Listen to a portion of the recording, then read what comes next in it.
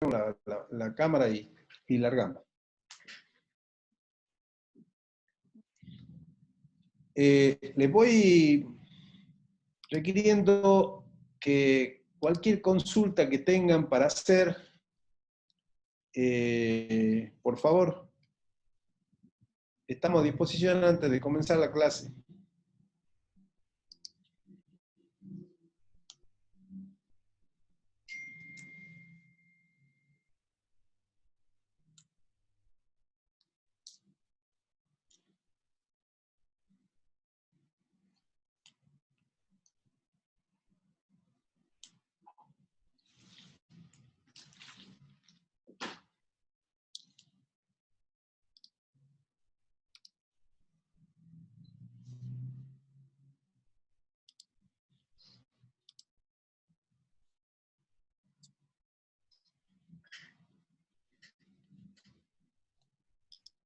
No hay ninguna consulta, así que creo que podría comenzar.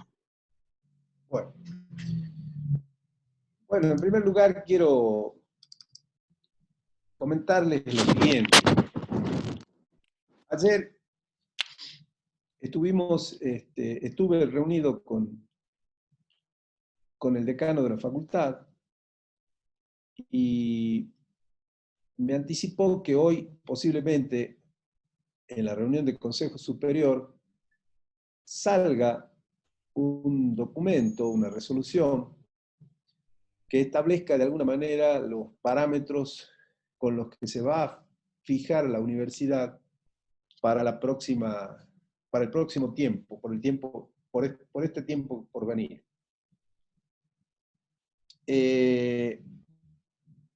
No me auguró bajo ningún punto de vista la posibilidad de que se vuelva a abrir la facultad para las clases presenciales, ni siquiera para tomar exámenes, aun cuando eso estaría por terminar de analizarse. De todas formas, nos van a dejar a los responsables de cátedra a fin de definir el modo de evaluación que tendría la materia, y ante la falta de certeza sobre la posibilidad de tomar evaluaciones presenciales, estamos avanzando en la posibilidad de hacer evaluaciones por esta vía, es decir, por virtual, por internet. Con lo cual, nosotros seguramente el lunes le estaríamos comunicando por la página Moodle cuál sería el mecanismo. Lo que sí les puedo asegurar que en principio vamos a tomar todo lo que hace a la parte práctica para tratar de establecer la regularidad de quienes aprueben, y a partir de allí ver la posibilidad ya de tomar un examen teórico a los fines de que ustedes puedan promocionar la materia. Lo que le interese promocionarla, por supuesto, lo que estudie. Les comento además lo siguiente. Se me anticipó que se va a establecer el receso de invierno entre el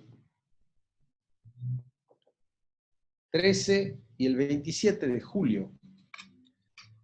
Con lo cual, digamos que no nos queda demasiado tiempo, y entonces, a partir de esa situación, es que estamos pensando seriamente y le vamos anticipando que si es así, el primer parcial de parte práctica, que entraría hasta ejecución presupuestaria, es decir, el práctico número 8, si mal no recuerdo, todo lo que hace a organización, clasificadores presupuestarios, formulación y ejecución presupuestaria, se tomaría antes del receso, es decir, el 7, 8 o 10 de julio, porque el 9 es feriado, pero el 10 no sabemos si hay también feriado sándwich con el que muchas veces se determina directamente un feriado más.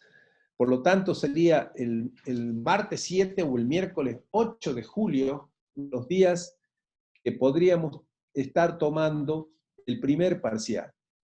quedan aproximadamente 2 semanas, aproximadamente, con lo cual les pido que vayan estudiando toda la parte práctica de la primera parte y sin descuidar la teoría, porque creo que la teoría tiene mucho que ver con la práctica y si ustedes aprenden de alguna manera también la teoría, seguramente van a poder resolver de mejor forma los ejercicios prácticos.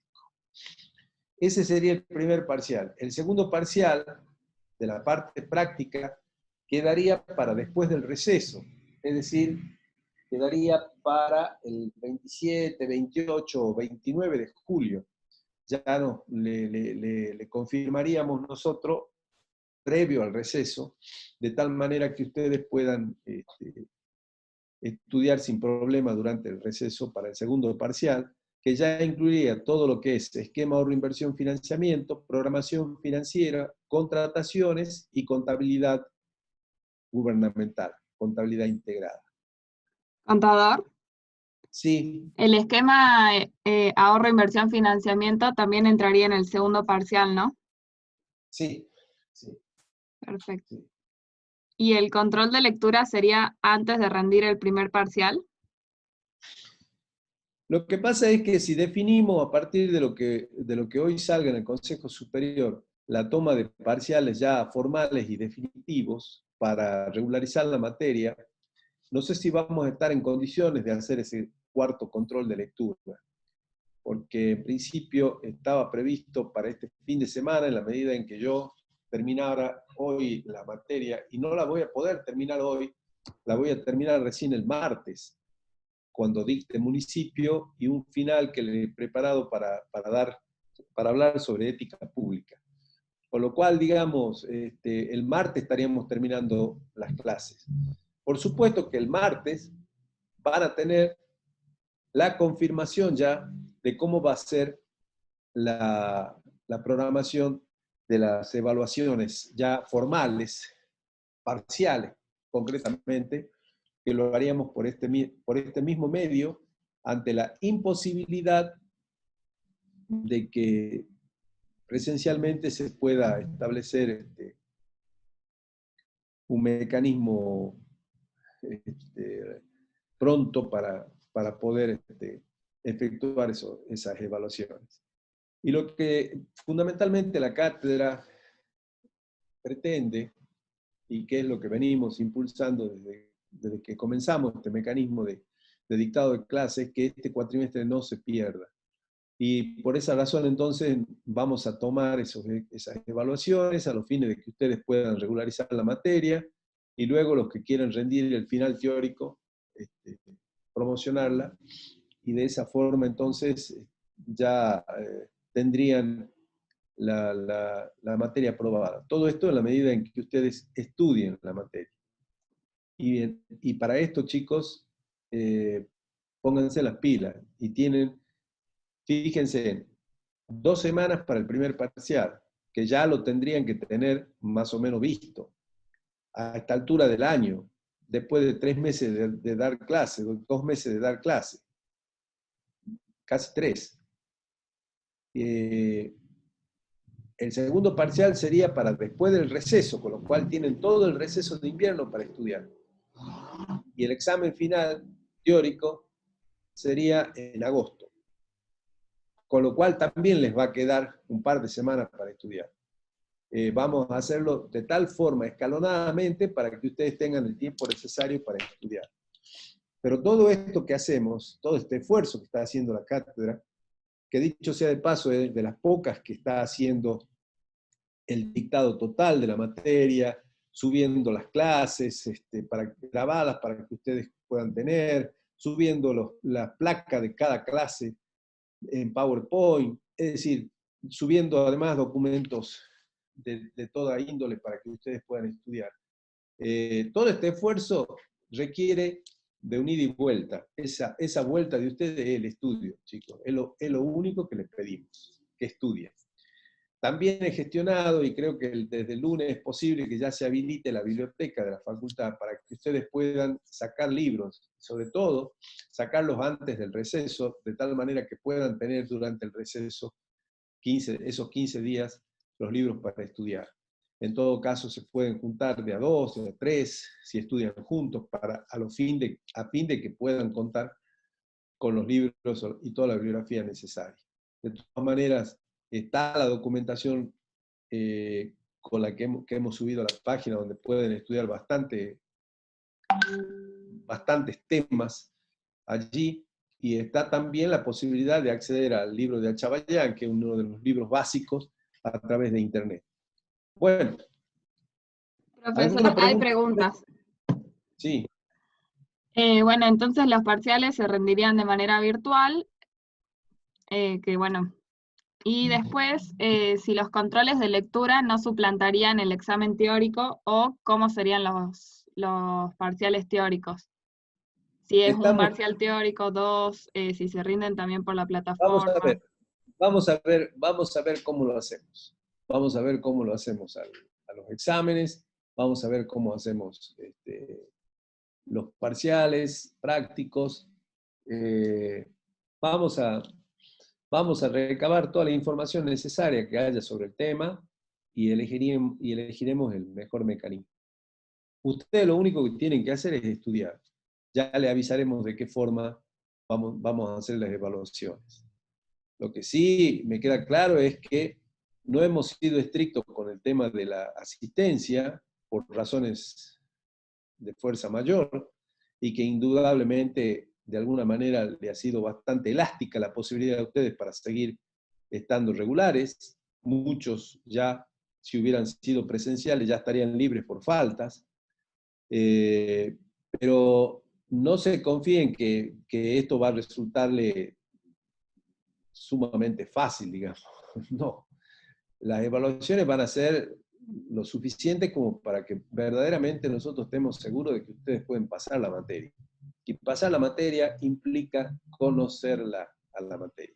Si no, no van a pasar. O sea, estudien, chicos. En eso es lo que más les puedo recomendar de mi parte. No sé si hay alguna otra consulta. No, qué bueno, que muchísimas gracias porque, bueno, por todo el material, y que, bueno, que ayudó mucho la cátedra, que no sea un año totalmente perdido. Y bueno. Perfecto. Sí, ha sido siempre nuestra intención. Yo le he manifestado, no solamente yo, digamos, toda la cátedra, todas las profesoras de trabajo práctico han venido conversando también con ustedes, aportándole, hemos dado las clases prácticamente en los horarios presenciales, han funcionado las 6 comisiones, se ha dado todas las clases teóricas y prácticas. Las prácticas ya creo que terminan esta semana también, y yo termino el martes. Y bueno, ahora quedan las evaluaciones. Y ahora queda también que ustedes estudien, y lo que vienen llevando la materia medianamente al día, bueno, van a poder reforzar sin duda el estudio, porque van a tener el tiempo necesario. Desde ya yo les diría, este fin de semana pónganse a estudiar parte práctica, desde la clase 1 de práctico hasta la 8. Vean todo lo que tengan que ver respecto a ese tema, porque quedan 2 semanas, y yo les voy a anunciar ya todo el panorama el lunes o martes. El martes en clase, el lunes probablemente por la página Moodle. Pero de todas formas, ya les anticipo que antes del receso se va a tomar el primer parcial. Si no, no nos dan los tiempos. Si dejamos los parciales para después del receso a todos, no nos dan los tiempos. O van a tener que rendir el primero y a los 4 o 5 días el segundo. Y no conviene. Conviene primero que ustedes rindan el primero antes del receso y les queden 2 semanas para estudiar el segundo parcial. Sí. Sí, bueno, y además preguntaron si sabe algo de los exámenes finales. No hay ninguna información sobre los exámenes finales. No sé cómo van a ser. Dice que se habilitaría en el mes de agosto posiblemente una mesa de examen presencial, donde, bueno, se respetaría todo un protocolo con turnos donde rendirían en el mayor de los casos oral. Nosotros tomamos oral, así que no sé si alguna materia que toman escrito bueno, darán turnos, rendirán por abecedario, un día un grupo, otro día otro grupo, pero no está definido eso. Por lo menos no me avisaron respecto a ese tema. Perfecto, no hay más consultas. Bueno, ya para terminar el control, en la clase de hoy vamos a dar, en primer lugar, lo que es cuenta general del ejercicio o cuenta de inversión, y en la segunda parte, lo que es responsabilidad de los funcionarios públicos, ¿sí? Que es una derivación del control, es decir, que una consecuencia del control. Y con eso terminamos hoy lo que es control público, las 3 clases que habíamos previsto dar. El martes que viene vamos a dar municipio y, como les dije, una segunda parte donde vamos a ver ética pública. Bueno, la cuenta general del ejercicio o cuenta de inversión es un viejo instituto de la hacienda pública que tiene siglos de existencia, porque surgió de la misma forma en que surgió el presupuesto. Cuando se estableció el presupuesto como mecanismo de determinar el qué hacer con los fondos públicos, planificando todo para un ejercicio determinado, se estableció también, al mismo tiempo, que al cierre de ese ejercicio que comprendía ese presupuesto, debía confeccionarse una ejecución presupuestaria y el Ejecutivo rendirle cuenta al Legislativo de que si verdaderamente respetó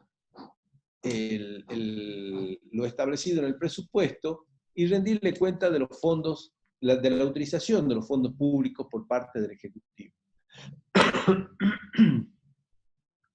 Así surgió originalmente la cuenta general del ejercicio como un corolario del presupuesto, es decir, como la contraparte del presupuesto, que se hacía previo al ejercicio, y esta cuenta del ejercicio se hacía en forma posterior.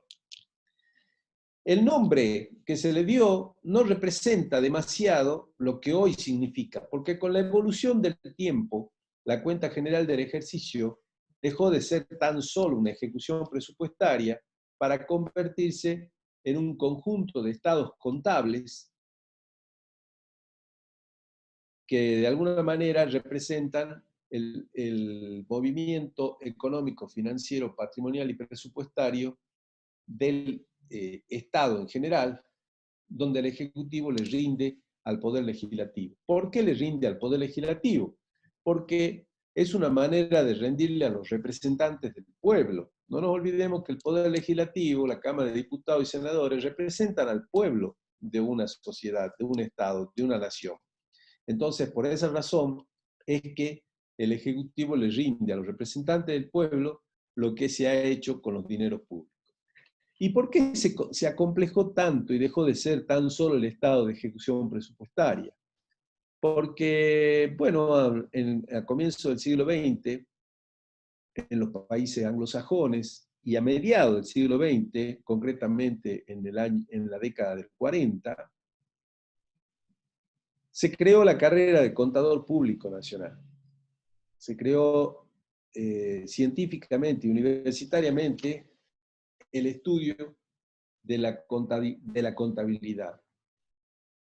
Y dejó de ser, digamos, un aspecto más de lo económico o de la economía, para convertirse en una carrera concretamente que, bueno, adquirió la trascendencia de una profesión bastante significativa e importante. Y en su andar, la profesión de contador público, de ciencia económica en general, pero de contador público en particular, fue sancionando, fue estructurando una serie de normas para el ejercicio profesional, normas de orden contable, impositivo, normas de auditoría, normas de administración, pero las contables fundamentalmente, o las que tenían que ver con los estados contables que un ente cualquiera, público o privado, emite al cierre de un ejercicio, se fue acomplejando y se fueron determinando estados contables, una serie de estados contables que de alguna manera muestran un panorama parcial, cada uno de ellos, de la situación general de la economía de un ente. Y de esa manera, entonces, en lugar del estado de ejecución presupuestaria, la cuenta general del ejercicio, cuenta de inversión, se convirtió en un conjunto de estados contables que muestran de diferente manera cuál es la situación patrimonial, presupuestaria, económica y financiera del Estado en general y de los distintos entes públicos en particular. Por eso hoy, la cuenta general del ejercicio, como es que se llama en la provincia, y lo designa así la Constitución Provincial, o cuenta de inversión, como lo llama la Nación, y así lo designa la Constitución Nacional, se ha convertido en un conjunto de estados contables, y ya no tan solo el estado de ejecución presupuestaria, como originalmente surgió a la vida institucional allá por el siglo XVIII. ¿Se entiende esto?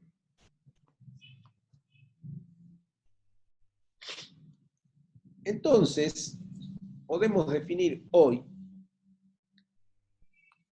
y conforme a la recomendación técnica, del sector público número 1, que establece el marco conceptual contable para la administración pública, que la cuenta general del ejercicio, cuenta de inversión, es un documento público constituido por un conjunto de estados contables e información complementaria previsto para la rendición de cuenta que debe realizar el órgano ejecutivo al final del ejercicio ante el Parlamento.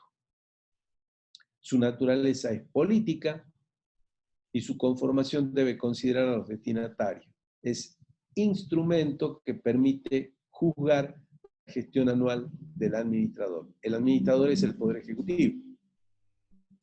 Esta es la definición que establece la recomendación técnica número 1 en el marco conceptual contable para la administración pública. Estas recomendaciones, como las resoluciones técnicas, son emitidas por la FAPSE, ¿verdad? A través, ¿no es cierto?, de las diferentes áreas de investigación que tiene el CECIT. Los órganos y organismos que intervienen en el tratamiento de la cuenta general del ejercicio, cuenta de inversión, son en particular 3. La Contaduría General, que es la que prepara todos los estados contables, es la que, como dijimos, conforme al sistema de contabilidad, recopila la información, la procesa, la registra y la expresa en informes y estados contables, y es entonces en esta última parte es precisamente la formulación de esos estados contables e informes contables lo que conforman esa cuenta general, que la emite la Contaduría General, tanto en provincia como en nación. Y participan en el control de todos esos estados contables la Auditoría General en los aspectos técnicos y el Poder Legislativo en los aspectos políticos. De esa manera, entonces, son los 3 órganos u organismos que intervienen en su tratamiento. El Poder Legislativo, a través de la Comisión Bicameral Mixta Revisora de Cuenta, que es la comisión, ¿se acuerdan que la clase pasada veíamos que trabaja con la Auditoría General de la Nación?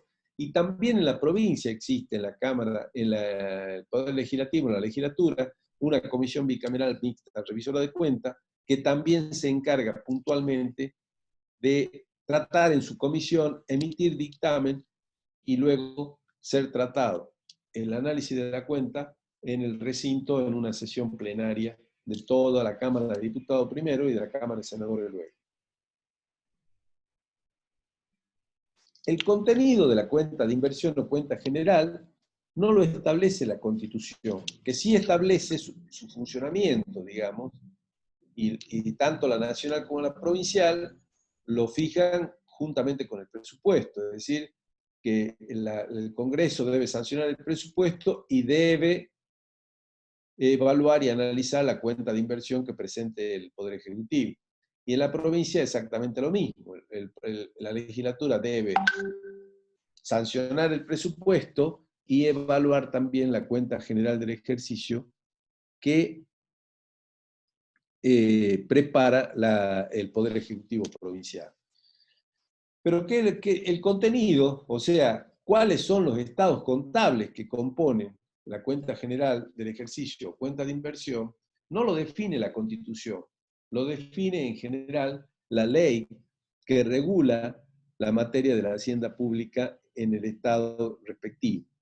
En Nación, venimos estudiando, ¿no es cierto?, que la ley es la 2456 de Administración Financiera Pública, de financiera y de control público, y es esa ley la que define el contenido de la cuenta de inversión nacional, ¿sí? Y establece, con una visión mucho más moderna, los estados contables que en general conocemos de la profesión y los estados más importantes que provienen del sector público.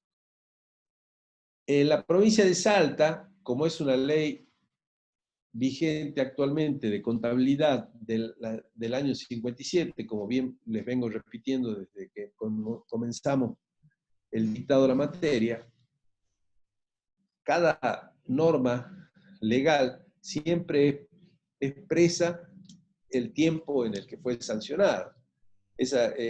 Cuando se sancionó esa ley, no estaba el desarrollo que tiene hoy la profesión de contador público en el país. Por ende, no había un análisis más pormenorizado de los estados contables básicos y en general de la información contable y financiera que se prepara en los entes públicos y privados para mostrar el movimiento económico, financiero, patrimonial y presupuestario de un organismo determinado. Y por ende, el contenido que tiene la cuenta general del ejercicio de la provincia es mucho menos desarrollado técnicamente y procedimentalmente que el de la nación.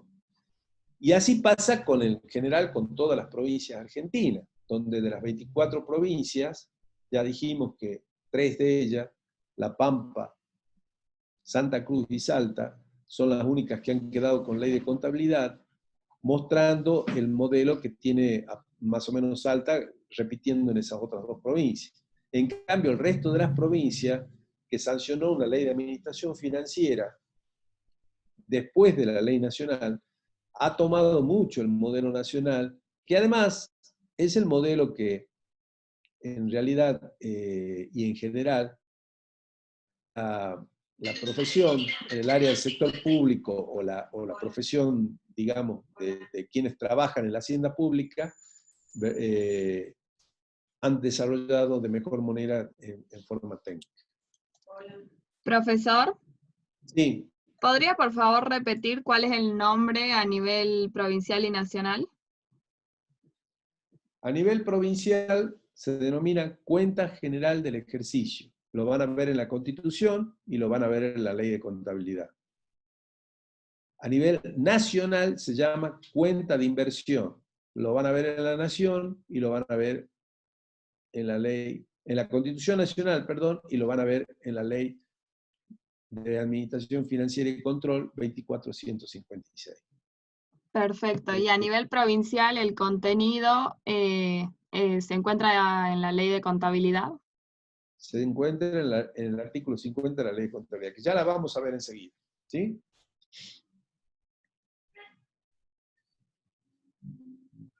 Acá están los artículos por la normativa aplicable que tenemos de la cuenta de inversión nacional, nivel nacional. Vamos a hablar de ella en primer lugar. En la Constitución Nacional, tanto el artículo 63 como el 75, inciso octavo, y el 85, tratan el tema de la cuenta de inversión. El 63, porque le da la preparación, digamos, de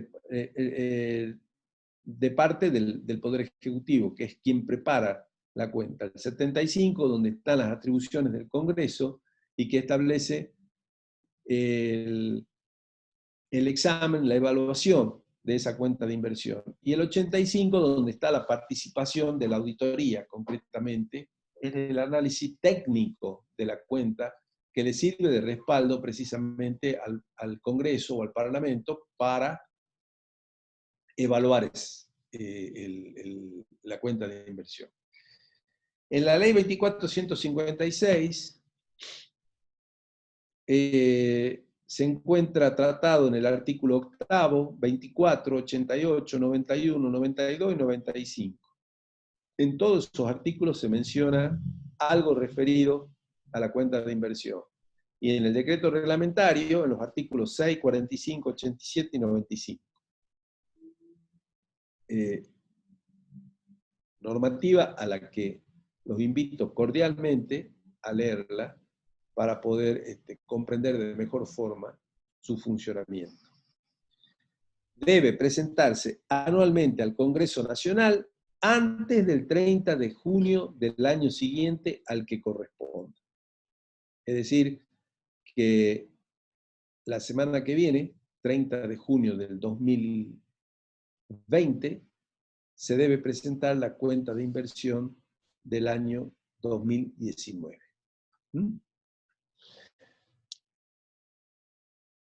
El contenido que tiene la cuenta de inversión nacional lo establece el artículo 95 de la ley 24.156 y son el estado de ejecución presupuestario o los estados de ejecución presupuestaria de toda la administración nacional. O sea, recordemos la composición de la organización de la hacienda pública, que la administración nacional está compuesta por la administración central y organismos descentralizados. Entonces, esos estados de ejecución del presupuesto, tanto en gasto como recursos, se presentan de la administración central y de los organismos descentralizados, y un consolidado general de todo lo que es entonces la administración nacional.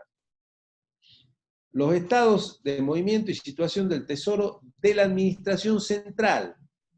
Este estado, que comprende toda la información que surge de la tesorería general, va solamente de administración central. El estado actualizado de la deuda pública interna, externa, directa e indirecta, que surge del SIGADE, de lo que es el sistema informático de la deuda pública. Luego están los estados contables financieros de la administración central, y nos referimos a estados contables y financieros de la administración central, a los estados que ustedes conocen de la actividad privada, es decir, al estado de situación patrimonial, al estado de resultados y al estado de evolución del patrimonio neto. Y por último, un informe de la gestión financiera consolidada del sector público nacional, donde debe mostrar los resultados operativos, económicos y financieros en cumplimiento todo esto del presupuesto por programa y de los indicadores, ¿no es cierto?, que tiene ese presupuesto. Y justamente lo que debe contener la cuenta de inversión es comentarios de parte de la contaduría, que es quien lo presenta, sobre el grado de cumplimiento de esos objetivos y metas previstos en el presupuesto, comportamiento de los costos y de los indicadores de eficiencia de la producción pública y la gestión financiera de todo el sector público nacional. Ahí ya incluye empresas públicas, organismos públicos, y cuando se refiere a gestión financiera se refiere a todo el movimiento de fondos que ingresaron, no solamente por la administración central, sino también por organismos descentralizados, empresas públicas y obviamente toda la salida de fondos que hubo de todo ese sector público nacional. Esto entonces es a nivel nacional. ¿Alguna pregunta, alguna duda? No preguntaron ninguna consulta por el chat. Bueno. A nivel provincial, la normativa vigente es la Constitución Provincial, artículo 127, inciso 2 y 3, y artículo 169. El 169 está vinculado a la participación que la Auditoría General de la provincia tiene en el examen técnico de la cuenta general del ejercicio. Y el artículo 127, la participación de la legislatura provincial en el análisis precisamente de la cuenta general del ejercicio.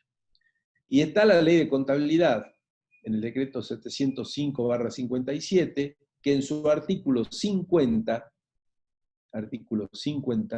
establece cuál es el contenido de la cuenta general del ejercicio. Y está la ley 7103, que es la ley de control que vimos, ¿no es cierto?, en las últimas clases, referido a la provincia, donde están establecidos el sistema, la función, los principios del control no jurisdiccional de la gestión de la hacienda pública, que lo trata en el artículo 5º, o sea, en la participación del control político que la legislatura hace, el artículo 32 y 33, que está vinculado a la participación de la auditoría en el examen técnico previo al control político, a los fines de que sea tenido en cuenta por la legislatura como, digamos, un aporte técnico que la auditoría le hace en el análisis y evaluación de la cuenta general del ejercicio.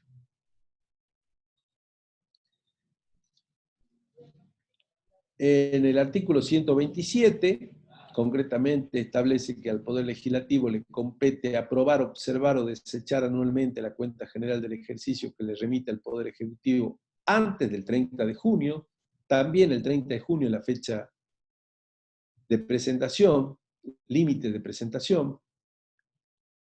Y la ley 7103 que fija, digamos, que la legislatura, mediante resolución bicameral, ejerce control político de la gestión del Poder Ejecutivo, aprobando, observando o desechando anualmente la cuenta general del ejercicio que el Poder Ejecutivo le remite antes del 30 de junio. Un poco que repite la ley lo que la misma Constitución establece.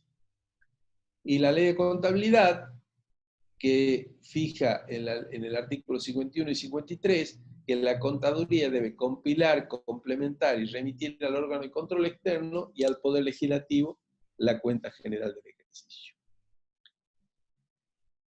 Los estados que contiene la cuenta general del ejercicio de la provincia, y veamos lo que yo les manifestaba inicialmente, no tienen el desarrollo técnico y la evolución normativa técnica que tiene la cuenta de inversión nacional. Entonces vamos a ver que contiene la cuenta general la ejecución presupuestaria, y en eso se detiene bastante el artículo 50 de la ley, determinando qué información de la ejecución presupuestaria en relación a los créditos, o sea, a los gastos, y en relación a los recursos se debe presentar. Y se debe presentar un modelo similar al que ustedes han visto en práctica de la ejecución presupuestaria, donde va un monto original, las modificaciones introducidas durante el ejercicio, un monto definitivo al cierre del ejercicio, y después las distintas etapas de ejecución: compromisos contraídos, saldos no utilizados, compromisos incluidos en orden de pago y residuos pasivos. Por otra parte, está el monto calculado, el efectivamente recaudado, y la diferencia entre lo recaudado y lo calculado en los aspectos vinculados a los recursos. En tercer orden se encuentra la aplicación de recursos al destino en que fueron instituidos, detallando el monto de afectaciones especiales con respecto a cada cuenta de ingresos. En esto debo mencionar que prácticamente este estado está obsoleto, por cuanto ya no hay afectaciones especiales de determinados recursos con respecto a determinados gastos. Esto es un mecanismo técnico que se dejó de elaborar o de funcionar de esa manera allá por los años 90. O sea, miren, ya casi 30 años de que esto ya no se hace de esta forma. Pero como la ley es del 57, entonces todavía se sigue contemplando y nunca se modificó. El punto cuarto, que es el detalle de autorizaciones por aplicaciones del artículo 16 de la ley, son todas las obras y trabajos públicos a ejecutarse en más de un ejercicio, locaciones de inmueble, todos aquellos contratos que tienen una vigencia de más de un ejercicio, deben ser informados en detalle en este cuarto estado o informe que se presenta a la legislatura como componente de la cuenta general del ejercicio. Y luego está el resultado financiero del ejercicio, comparando compromisos contraídos y sumas efectivamente recaudadas, conforme a cómo lo determinan el resultado en los prácticos ustedes, ¿no es cierto? O lo han venido determinando. El movimiento de fondo y valor operado durante el ejercicio, que surge de información de la Tesorería General, la evolución de los residuos pasivos correspondientes al ejercicio anterior, dado que tienen una vigencia, ustedes saben, de un año y perime al final del ejercicio. La situación del tesoro indicando valores activos, pasivos y saldo. La deuda pública clasificada en consolidada y flotante al comienzo y cierre del ejercicio. Cuando se habla de deuda pública consolidada y flotante, en realidad se está mencionando un concepto que técnicamente tampoco ya está en vigencia, porque esto tenía relación a conceptos anteriores, donde la deuda consolidada era la deuda pública que hoy conocemos como deuda pública, y la deuda flotante era la deuda de tesorería, o sea, la deuda a corto plazo, aquella que se tiene que pagar y que simplemente está en trámite en la tesorería. Pero acá la consideran a toda deuda pública, y nosotros ya hace bastante tiempo que la distinguimos entre deuda pública, todo lo que es a largo y a mediano plazo, y deuda de tesorería, aquella que es a corto plazo. Como verán, hay mucha dicotomía técnica precisamente como consecuencia del obsoleto año en que fue, normativamente hablando, ¿no es cierto?, que fue sancionada esta ley. Luego, la situación de los bienes del Estado y los organismos descentralizados, a cuyo efecto los términos del ejercicio de estos se ajustan a lo que establece el artículo 4. O sea, se presentan también los estados contables de los organismos descentralizados. Como verán, en definitiva, la cuenta general del ejercicio de la provincia tiene como importancia, como importante, los estados de ejecución presupuestaria, ¿sí? Y el resto de la información tiene que ver toda con la ejecución presupuestaria, o sea, el viejo modelo que antes que se desarrolle técnicamente nuestra profesión, contaba, como yo les decía, con el principal estado de ejecución presupuestario y anexos o complementarios a ese estado, como son en definitiva cada uno de los estados que se presentan, salvo el de la situación del tesoro, el de la deuda pública y el de los bienes del Estado, que nos están mostrando la situación de la tesorería, de la deuda pública y de los bienes patrimoniales, ¿sí? Que en definitiva, eso siempre fueron la base sobre la cual se establecía el contenido de la cuenta de inversión o cuenta general del ejercicio en la mayoría de los estados provinciales argentinos. O sea, lo que es ejecución del presupuesto, situación del tesoro, deuda pública y bienes del Estado, bienes patrimoniales del Estado. Bueno, esto es cuenta general del ejercicio, y antes de pasar al segundo tema que tenemos para hoy, que es responsabilidad del Estado, les pido que lo que tengan duda, por favor. Profesor, si hay una consulta. ¿Sí? ¿Cuál es la consecuencia de que se rechace la cuenta general del ejercicio? Bueno, la ley establece actualmente 3 variantes del tratamiento de la cuenta. Se puede aprobar la cuenta sin más trámites.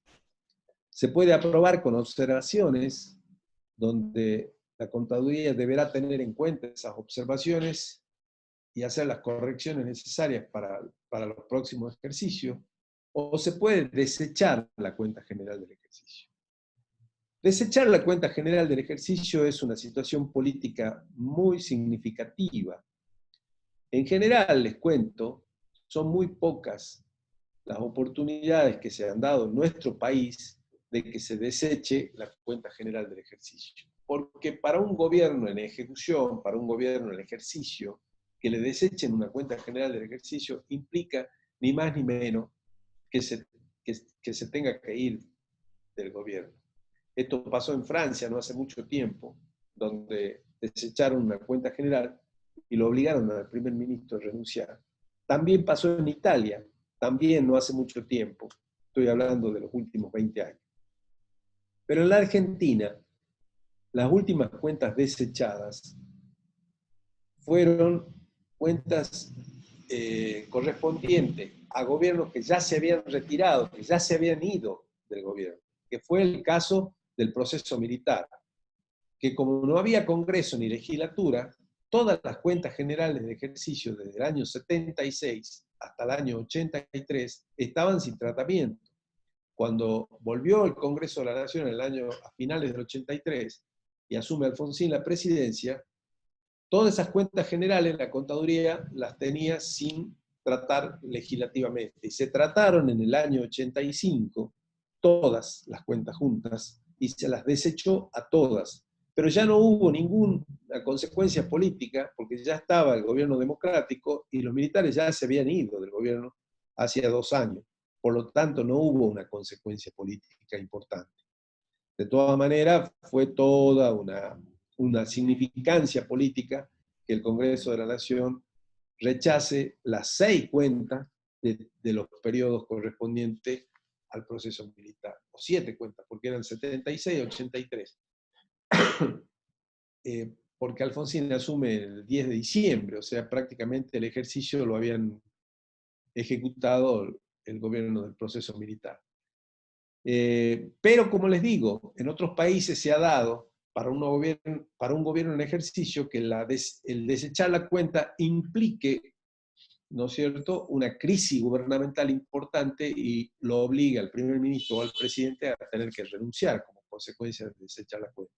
Porque el desechar la cuenta implica que no se ha hecho nada bien en la gestión respecto a lo que el Congreso o la legislatura estableció. Con lo cual, digamos, hay una suerte de rechazo a toda la gestión por parte del Congreso o del Parlamento de la gestión del Poder Ejecutivo.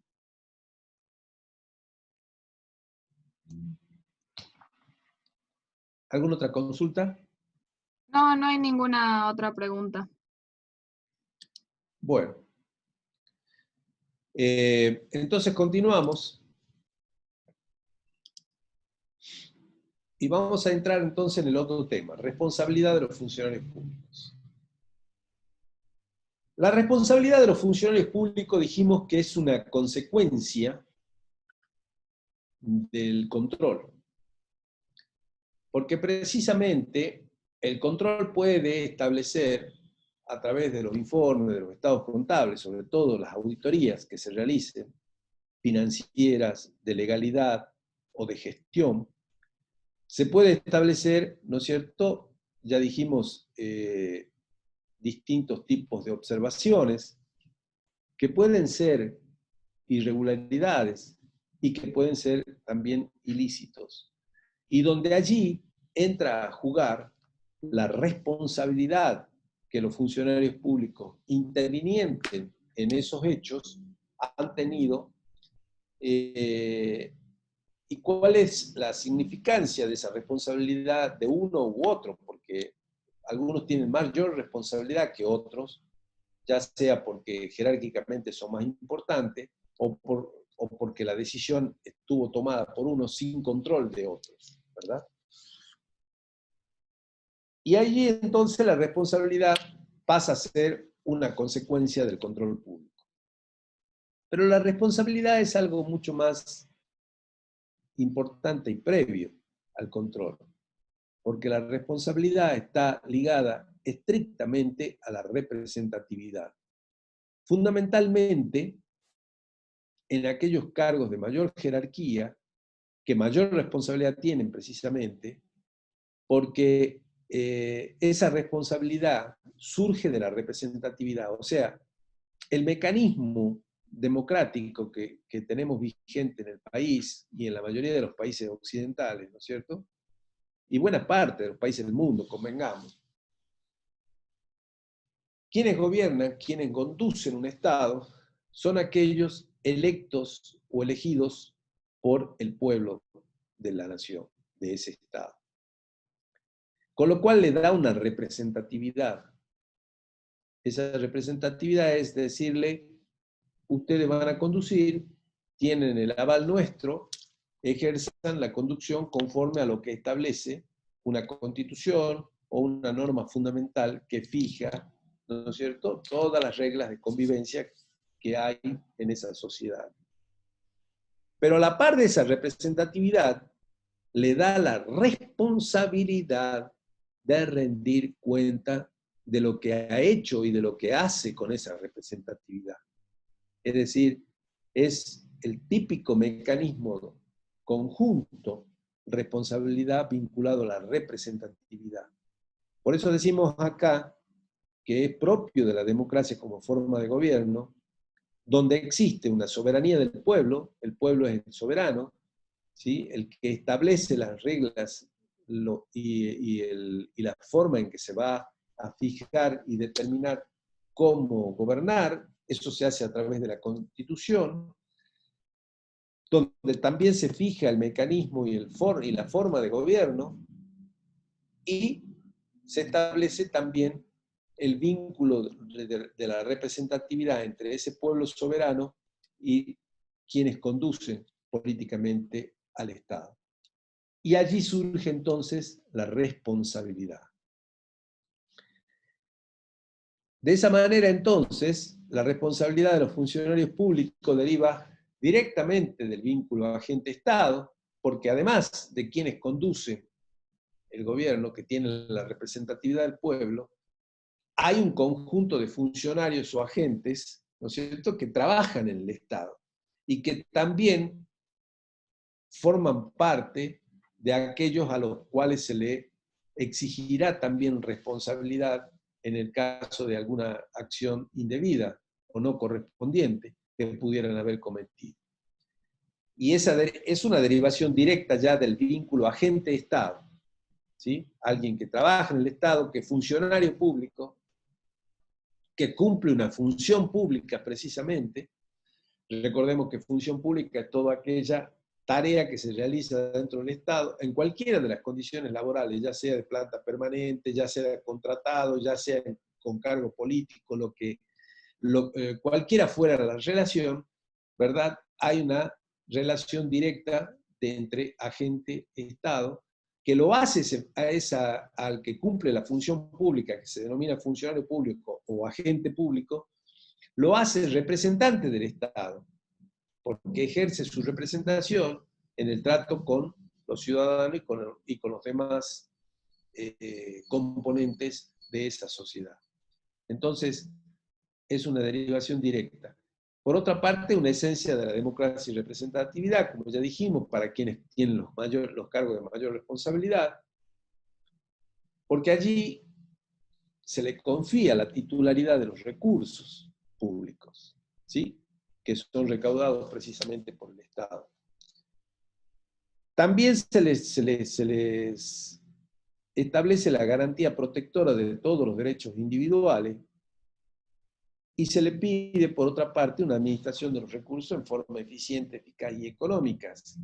Y entonces, todos estos componentes, de alguna manera, están dentro de la órbita de lo que es la responsabilidad de los funcionarios públicos.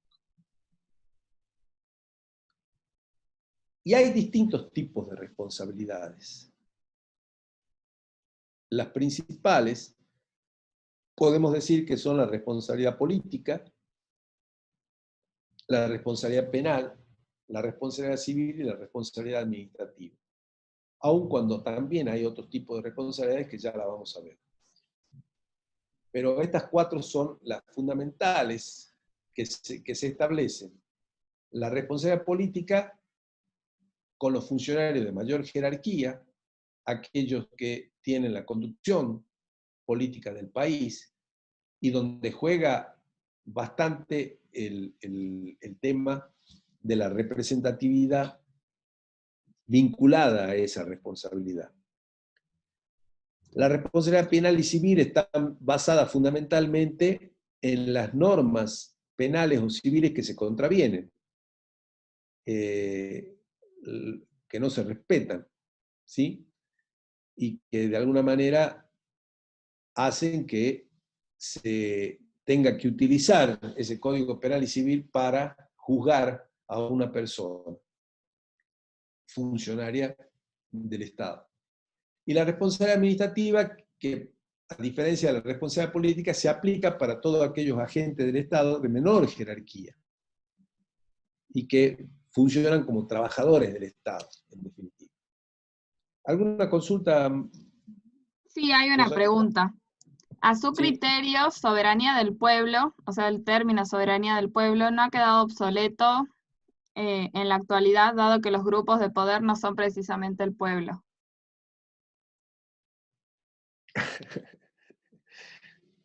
Está buena la pregunta. Tanto hemos hablado de obsoleto y de las normas obsoletas, que un principio tan elemental de una democracia como es la soberanía de los pueblos haya quedado obsoleto. Buena la pregunta, muy buena. No debería quedar para nada, porque la Constitución es muy clara en eso. El pueblo es el soberano. Pero sí, la pucha, con el andar de estos últimos años y con este capitalismo exacerbado que nos toca vivir, no en la Argentina, en el mundo entero, los grupos de presión y las corporaciones económicas sin duda han adquirido mucho más trascendencia que el pueblo soberano.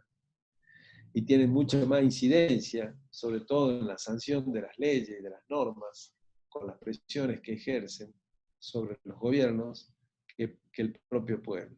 Sí, la pucha que sí. Buena pregunta, no sé quién la realizó, pero realmente vale la pena rescatarlo. Y podría ser motivo de una charla, pero de una conferencia completa, ¿no? De 2 horas, el tema. ¿Cómo está la soberanía del pueblo en estos tiempos? Podemos hablar mucho de eso. Pero sí, esa soberanía del pueblo se ve en gran parte, hoy por hoy, condicionada fundamentalmente por el accionar de las corporaciones económicas, por las corporaciones periodísticas también, por qué no decirlo, ¿sí? que tienen una incidencia muy significativa en el desenvolvimiento de las sociedades hoy por hoy. No en la Argentina, tan solo, ¿no? En todo el mundo, según mi criterio. ¿Alguna otra pregunta? No, ninguna más. Dice que bueno, que muchas gracias y que tal cual para debatir. Bueno, ya podemos preparar alguna charla sobre ese tema. Les prometo que podemos hacerlo. Son temas muy importantes, muy actuales, donde deberíamos tomar conciencia de que no hay que escatimarle a la posibilidad de debatirlo. Pero lo bueno de estos debates sería poder organizarlos presencialmente en el salón de actos que tiene la facultad y con la presencia no de un solo profesor, sino quizás de 3 o 4 profesores, de tal manera que allí se debata a partir de la visión que cada uno puede tener, a los fines de que los alumnos puedan extraer de esa manera, y bien democráticamente, lo más democráticamente posible, saldos positivos del pensamiento que puedan tener cada uno de los profesores. Un tema lindo para tratarlo y que podría ser motivo de un debate público con la participación de los estudiantes. Así que a quien las formuló esa pregunta, desde ya le voy pidiendo que vaya pensando en hacer una presentación de la cual me sumo para que lo conversemos públicamente en la facultad. Bueno, no hay otra consulta entonces por ahora. No, por el momento no.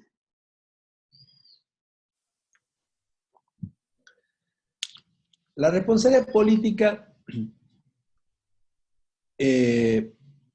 varían los medios para hacerla efectiva. Digamos, hay distintas visiones, versiones de cómo encarar esa responsabilidad política. En general, se instituye a través de un juicio político, como lo tenemos acá en la Argentina, tomando el modelo de Estados Unidos, además. Es una responsabilidad que lo trata el derecho constitucional, porque es la Constitución, precisamente, la que lo reglamenta y lo regula al juicio político. Se funda en el principio del control de los poderes de gobierno. ¿Se acuerdan cuando vimos los mecanismos de control institucional? Decíamos que el juicio político era una facultad que tenía el poder legislativo para controlarlo al poder ejecutivo y al poder judicial, pero a las autoridades máximas de ambos poderes, no a todos los miembros, sino a las autoridades máximas de ambos poderes. Porque el resto de los miembros, ¿no es cierto?, que están bajo las órbitas de esas autoridades máximas, pueden finalizar su función con la solicitud de renuncia que le hagan las máximas autoridades, ¿cierto? Un ministro de cualquier área de gobierno se va porque el presidente le pide la renuncia. Pero en cambio el presidente, nadie le puede pedir la renuncia. Al vicepresidente puede llegar el presidente, pero tampoco tiene facultad el presidente para pedirle la renuncia al vicepresidente. Porque como son cargos electivos, en realidad son solamente los representantes del pueblo los que a través de un juicio político pueden hacer que culmine su función, culmine su mandato. Sobre este tema quiero mencionar lo siguiente. Debo reconocer, no yo, sino las instituciones deben reconocer que es un mecanismo muy poco usado.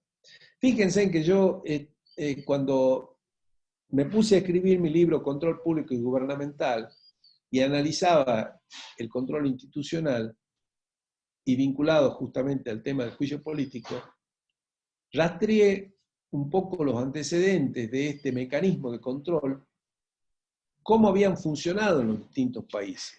Y aquí que me di con la novedad que en Estados Unidos nunca fue usado, por ejemplo.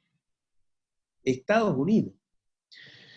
Se puso el mecanismo a funcionar con la presidencia de Nixon, cuando a Nixon le descubren todos unos procedimientos de inteligencia totalmente ilegal que tenía con respecto a los otros partidos políticos y a la oposición del gobierno. Una cosa más o menos similar como la que se está destapando actualmente, que pasaba, ¿no es cierto?, durante el gobierno anterior, que la prensa lo está difundiendo.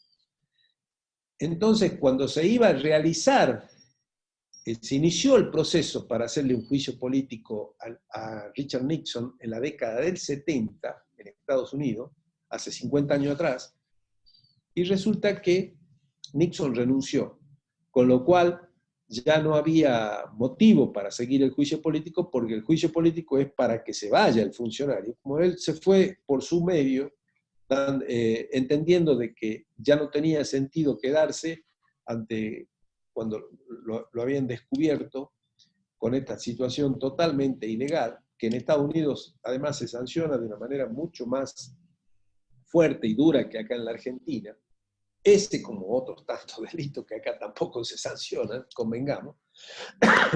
Entonces, no se llegó a activar el proceso de juicio político en su totalidad.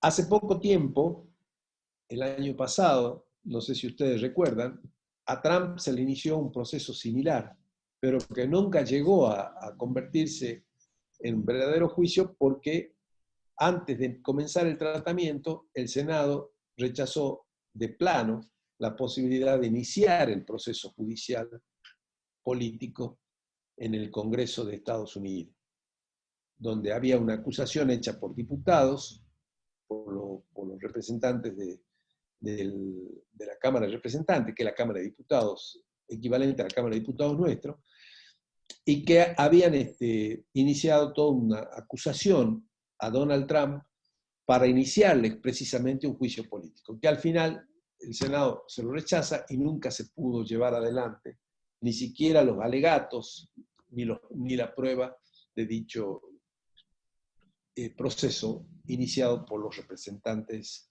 en Estados Unidos. Son los únicos antecedentes que hay en Estados Unidos. Y vamos a la Argentina. Lo tomo de Estados Unidos porque de alguna manera este mecanismo lo trajo Alberdi cuando se sancionó la Constitución Nacional en 1853, tomando el modelo de Estados Unidos, el modelo que tanto Hamilton como Madison, los creadores de la Constitución norteamericana, habían ideado para el funcionamiento democrático de Estados Unidos un siglo antes que se sancionara nuestra Constitución. Y en la Argentina tampoco se utilizó este mecanismo constitucional en ningún momento. Es decir, no hay ningún antecedente de un juicio político llevado a cabo contra el presidente o el vicepresidente del país. Vaya si hubiera sido necesario, quizás, en los últimos tiempos, realizar un proceso judicial de esas características, sobre todo contra el vicepresidente, ¿no es cierto?, a quien se le ha hecho una serie de acusaciones, y donde inclusive hay todo un sector político del país que sigue insistiendo en que esas acusaciones fueron total y absolutamente infundamentadas, y donde inclusive hoy hay una acusación de este lado hacia el sector judicial que lo sancionó, justamente porque, según lo que leí en la prensa últimamente, habría algunos elementos de prueba utilizados cuando se lo sentenció al ex vicepresidente, que no estarían o no condicen con la realidad. Pero bueno, todo esto se hubiera solucionado si se hubiera llevado adelante un proceso de juicio político, donde seguramente los legisladores hubieran podido encontrar muchos mejores elementos que los jueces, porque además la participación de todos los legisladores en un proceso de investigación como este hubiera dado a la luz la verdad o la realidad, o lo más cercano a la verdad y a la realidad, que un proceso judicial bastante oscuro, donde inclusive no han intervenido, o mejor dicho, han intervenido jueces muy cuestionados, y donde evidentemente la ciudadanía no tiene en claro verdaderamente lo que ha pasado en los hechos de la realidad, con los hechos de la realidad de esa situación. Miren ustedes lo bien que le hubiera venido. Y sin embargo no tuvimos proceso de juicio político en los últimos tiempos en la Argentina.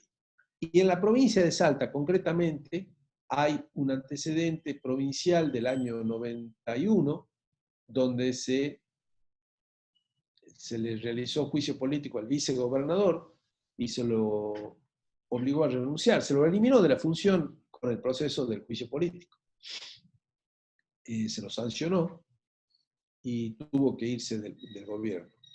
Pero un proceso muy teñido de una interna partidaria muy fuerte y muy dura en ese momento del entonces partido gobernante, donde estaban enfrentados dos sectores y a los cuales uno de esos sectores pertenecía al gobernador y al otro sector pertenecía el vicegobernador, y todo el proceso lo llevó el sector que llevaba adelante, donde estaba el gobernador, en contra de ese vicegobernador. Pero en realidad podría haberse activado estos mecanismos, sobre todo a la luz de muchas cuestiones muy irregulares en los últimos tiempos en nuestro país, en nuestra provincia, se podría haber activado como para que la sociedad tenga mucho más claridad de lo que verdaderamente viene pasando en el manejo de la cosa pública.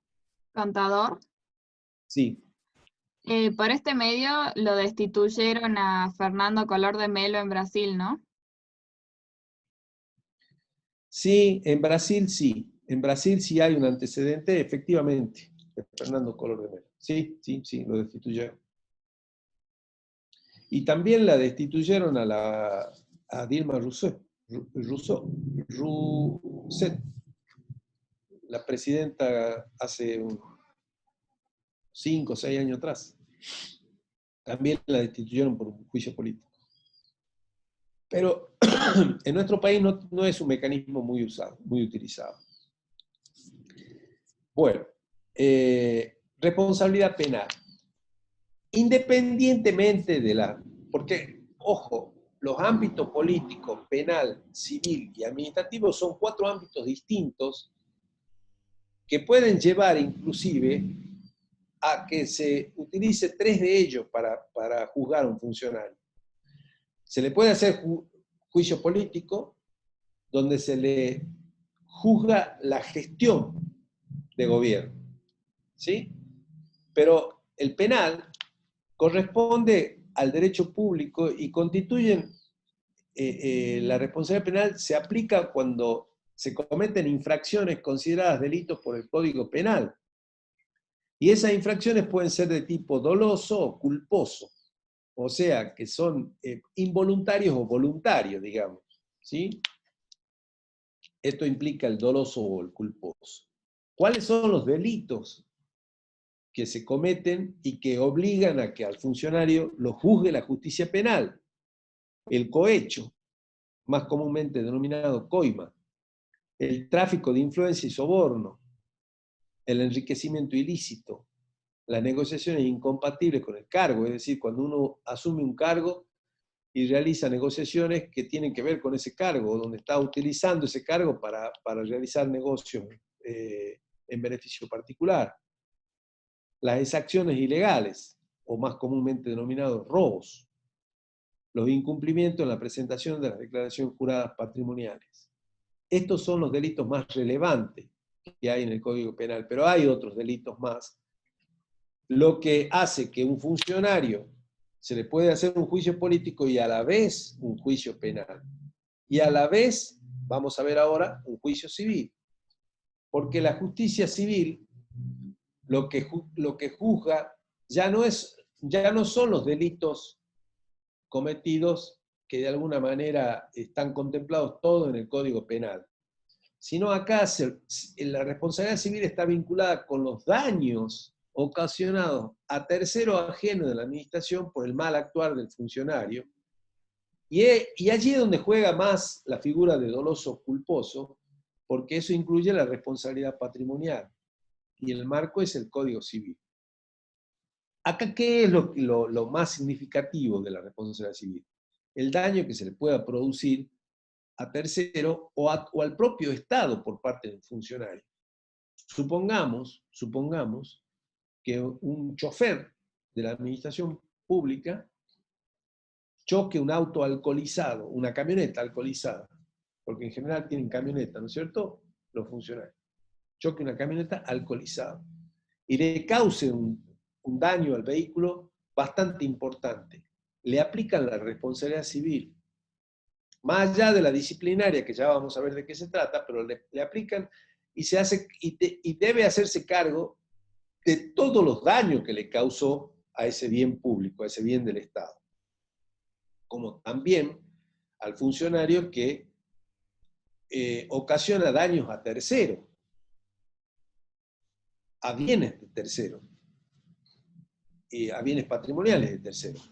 Con lo cual, digamos, también se le aplica la responsabilidad civil, independientemente de la penal e independientemente de la política. Por lo tanto, un funcionario político se lo puede juzgar en 3 ámbitos diferentes: en la responsabilidad política, en la penal o civil para las autoridades de mayor jerarquía, o la responsabilidad penal, civil y administrativa, que es precisamente, o disciplinaria, que es aquella responsabilidad que cubre a los funcionarios o agentes públicos de carrera, digamos, no aquellos elegidos por el pueblo, sino de carrera. Y donde al cometer algún tipo de indisciplina, de acto de indisciplina, ¿no es cierto?, se le aplica esta responsabilidad. que se hace efectiva mediante el poder disciplinario de la administración, es ante la falta de servicio cometida por la gente, y que alcanza a los funcionarios y agentes de sus funciones. Se funda en la autoprotección de la organización. Entonces, cuando falta un agente y no tiene justificada esa falta, o cuando se retira del trabajo, o cuando incumple determinados reglamentos o procedimientos de trabajo, se le aplica esta responsabilidad administrativa. Es para el personal dependiente del Estado, es para el comúnmente denominado funcionario de planta permanente o planta temporaria o planta política, pero no aquellos que tienen los mayores cargos de jerarquía, que ahí va la responsabilidad política exclusivamente. Contador, ¿Cómo se hace? Sí. ¿cuál podría ser un ejemplo de la responsabilidad administrativa o disciplinaria? Cualquier empleado o agente del Estado, ¿sí?, que comete una infracción, por ejemplo, un acto de indisciplina, no justifica una falta y no la justifica, ¿no es cierto? No pide asistencia médica, no demuestra que está verdaderamente enfermo y bueno, le aplican la sanción, que ya vamos a ver de qué se trata.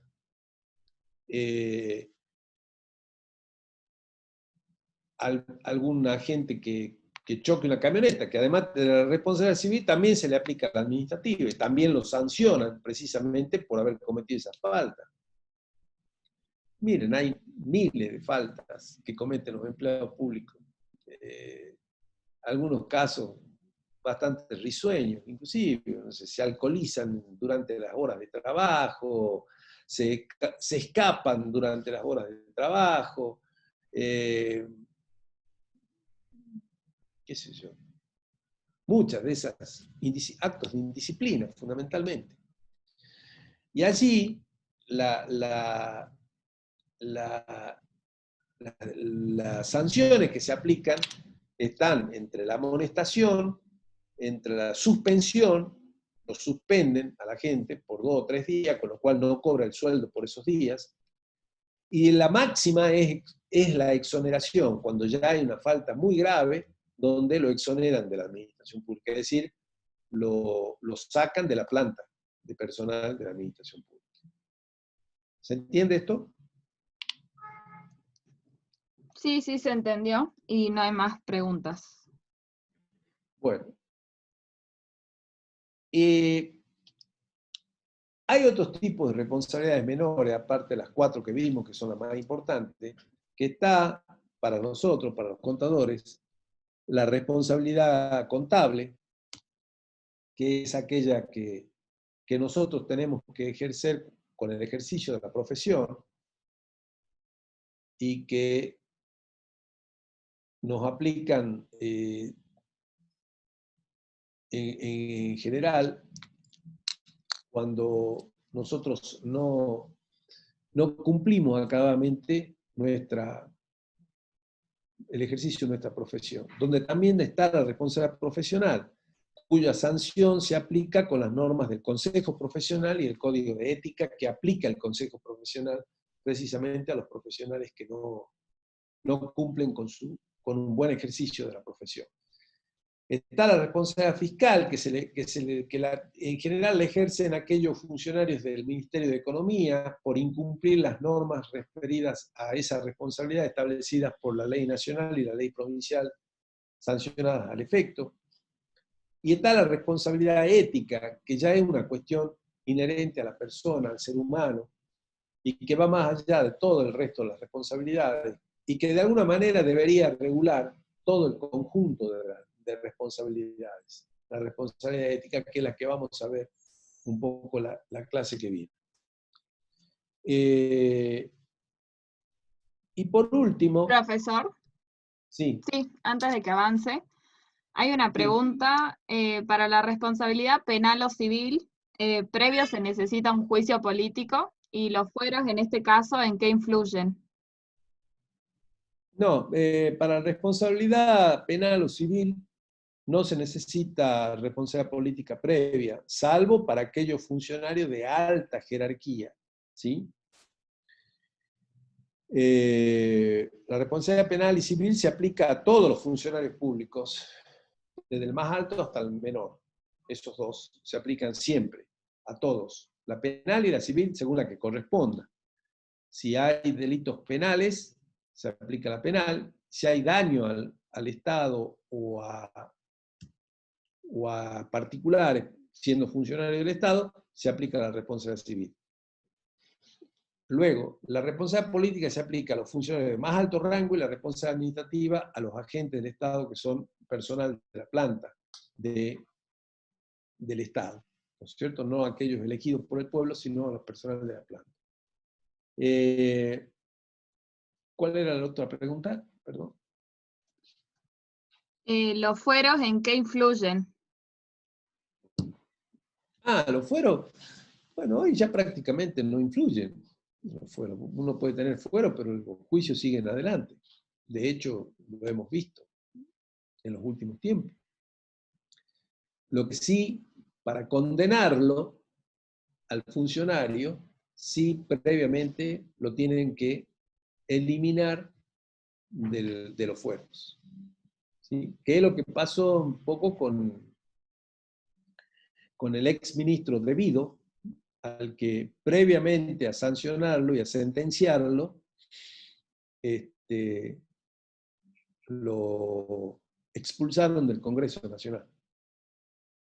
Es decir, le sacaron los fueros y lo eliminaron del Congreso.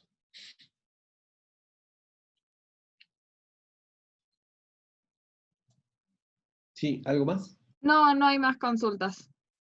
Bueno, entonces, por último, les tengo que mencionar el tema de un concepto nuevo, moderno, que tiene que ver mucho con la ética pública y que se llama accountability, que ustedes seguramente van a escuchar nombrar de ahora en más, y la mayoría de los libros modernos lo contempla como un concepto más de control. La accountability es una responsabilidad o responsabilización, como se aplica, como se le puede denominar, basado fundamentalmente en los preceptos éticos. Es decir, la accountability es la rendición de cuenta hecha por un funcionario en función no de una norma que se le exige, sino del cumplimiento de un principio ético donde si ejerce una representatividad, rinde cuenta por esa responsabilidad que se le asignó.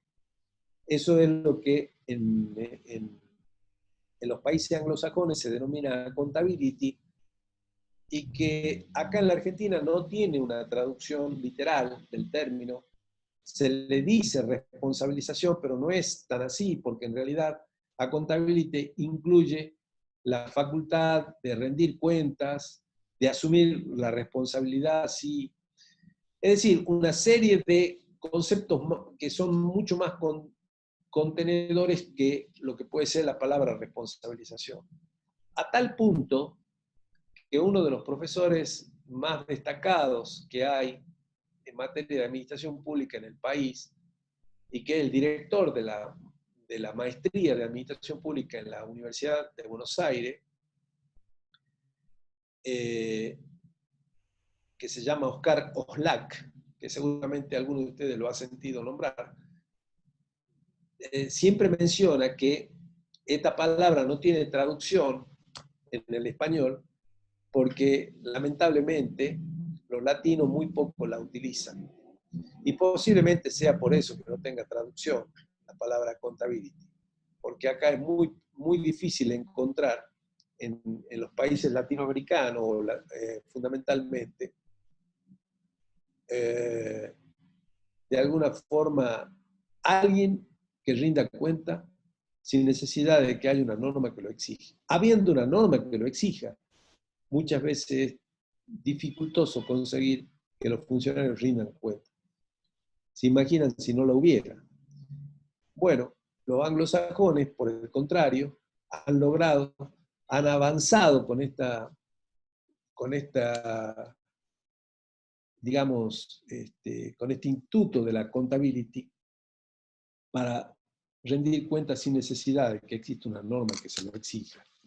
Este concepto va mucho más allá, por supuesto, es mucho más amplio. Nosotros lo desarrollamos en la materia control público que damos como optativa en la carrera, y yo lo tengo también en un capítulo del libro, pero es un tema mucho más amplio para tratar. De todas formas, se lo quería incorporar, se lo quería introducir un poco para que cuando vean esta palabra en la bibliografía, sepan de qué se trata entonces. Acuérdense, accountability, un concepto de control público que creo que se viene para los tiempos nuevos. Y ojalá que acá en la Argentina se desarrolle convenientemente. Con esto terminamos la clase de hoy. Hay dos preguntas. Sí, por supuesto. La Eh, escuchamos. ¿Este concepto lo introdujo la licenciada Lerner? No, no, no. Es un concepto que surge fundamentalmente de la bibliografía estadounidense e inglesa. Por eso es un concepto anglosajón, ¿sí? A tal punto que en Estados Unidos, en lugar de denominarse auditoría, ya tiene un nombre más complejo, el órgano de control externo del Estado Nacional de Estados Unidos, que incluye la palabra accountability. Contador, y la otra pregunta es si sería más o menos como una responsabilidad relacionada con la ética. Tiene que ver con la ética, sí, sí, sí. Por eso les decía, es algo que viene fundamentalmente por el accionar del ser humano sin necesidad de una norma. Otra pregunta es, ¿cómo influye la estabilidad del empleo público establecida en la Constitución para aplicar las sanciones? No, hay un régimen de empleo público que fija precisamente todo el cúmulo de todo un estatuto donde se establecen precisamente las sanciones que se aplican como consecuencia de las faltas. Por las distintas faltas que se cometen, está establecido una gradualidad de sanciones que llega hasta la exoneración cuando esa falta es muy grave. Independientemente de la estabilidad, si hay razones fundadas y se lleva un proceso en general, la responsabilidad administrativa se inicia un sumario donde la gente tiene el derecho de defensa y puede concurrir inclusive hasta con un abogado. Esos sumarios se hacen en la dirección del personal, en gran parte de las que se llevan adelante. Y es todo un proceso judicial administrativo, digamos. Ese sumario, y luego de los alegatos de los funcionarios acusadores y de la defensa, se establece la sentencia definitiva, es decir, se da el veredicto definitivo sobre la sanción a aplicar. Ahora, en las faltas menores, ya lo resuelve directamente la jerarquía en función de lo que el Estatuto del Empleo Público establece, que ahí están ya catalogados las faltas y la sanción que les corresponde. ¿Algo más? No, quedó muy claro y no hay más preguntas. Bueno, muy bien, chicos, entonces empiecen a estudiar porque ya se vienen los parciales definitivos. Y el lunes, martes, le estamos informando sobre todo el procedimiento que vamos a utilizar. Así que estamos en contacto, les deseo un buen fin de semana y el martes los veo en la última clase que vamos a desarrollar este año en nuestra materia. Saludos a todos. Muchas gracias, dicen. Bueno, muy bien. Entonces,